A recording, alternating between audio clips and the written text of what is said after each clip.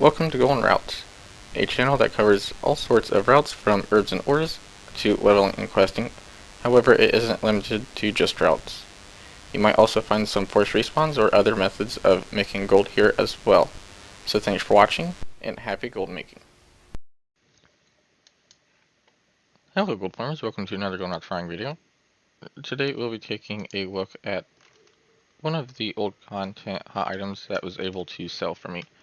So basically what today's guides are going to be about, or for our day's guides, they're going to mostly be about just basically taking a look at what I had sold on Monday and showing you guys a farming location for one of those items I pick out of everything. And for those who didn't see my video about 2 days ago showing what I had sold about 55 KHORIUM bars, which kind of made me really want to share one of my favorite KHORIUM ore routes. So of course you need to have mining on, which I don't have it on at the moment, so that might help me. Anyways, this is a really short route. This is by far one of my favorite routes. It takes about 4 minutes to complete. If I remember correctly, it was either 4 or 6 minutes.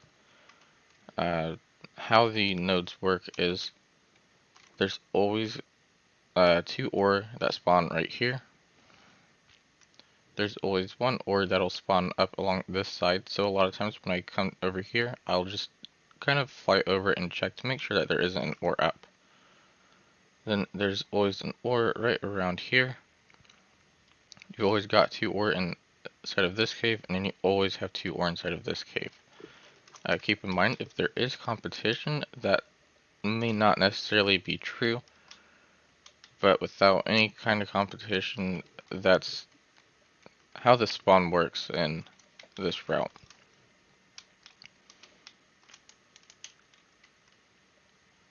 Unfortunately, it does look like I'm off to a bad start, and I would recommend that you use Dark Moon Firewater, but because I'm not going to be here for very long, I'm not going to really waste one of those. So how I had come across this route was when the group farming KHORIUM ore was a large thing, I noticed that there was a large amount of KHORIUM that was always just found over in this little section.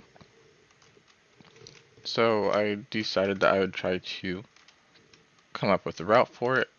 I almost didn't do it because it looked like it was too small. It looked like it was a route that just wouldn't work because it was too small, but for whatever reason, these nodes are respawning pretty quickly. They have a really fast respawn time, and I have not witnessed any sort of decrease in node spawning throughout this entire area, so that made this route really, it made it a really good route for me, because a lot of people think that the ore will slowly start to spawn outside of the route you were farming, but that's just not the case for this route.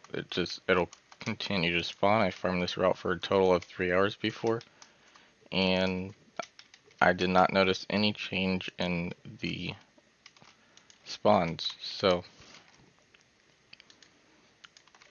this is the route that made me question Once by Gold's idea on how spawns work. This is the route that honestly made me question it, because there's just no change in the spawns throughout hours worth of farming this location, even though Want to Buy Gold's idea of it is the more you farm one route, the less nodes will start to spawn, because they'll start spawning outside of the route that you were farming. Anyways, once you get to this cave, I highly recommend that you just come up from behind it. This makes farming this part of it a whole lot easier, because sometimes there's 2 nodes that spawn outside right here, and it just makes it a lot easier. And you'll already be on the top of the cave, instead of having to run all the way through the bottom and then running all the way through the top. So we're already on the top of it, and we can check to make sure there aren't any ores on top, and then we'll just fall down whenever we collect both of the ores. Which I've always hated this cave because sometimes it can be a bit hard to determine where they are spawned at. It's been a while since I farmed it, so that certainly doesn't help either. But if I'm correct, this ore right here is down on the bottom. Oh, no, it's right here.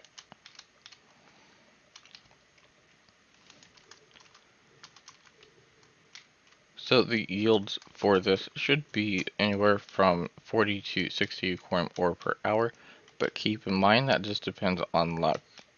I've also farmed this for hours on end before, and I averaged about 40 KHORIUM ore per hour. So one of the biggest reasons why we would want to farm KHORIUM ore is because, one, it's really expensive. As a lot of you may imagine, the 40 KHORIUM ore per hour is a very low yield considering it's an uncommon ore, when a lot of the uncommon ores you can usually average out to be about 80 to 100 uncommon ore per hour, but KHORIUM is a bit different.